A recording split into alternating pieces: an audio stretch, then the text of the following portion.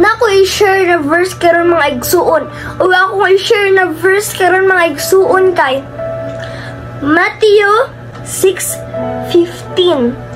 But if you do not forgive men their sins, your Father will not forgive your sins.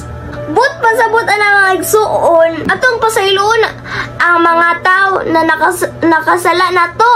Dili ta magdumot, kay kung dili na to sila pasayloon, dili po ta pasayloon sa atong amahan na nasa langit. So moong dili ita magdumot mga igsuon. Bisan sakit ta kaayo, ato gyud po pasayloon.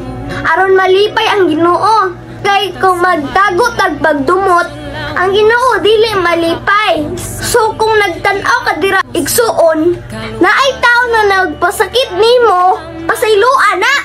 Aron pasayloan mo ka sa Ginoo mga igsuon.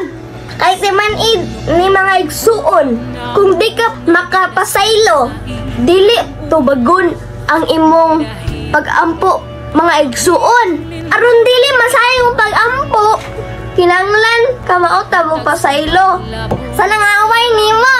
So maura to mga igsuon. Ampu ampeng abanti.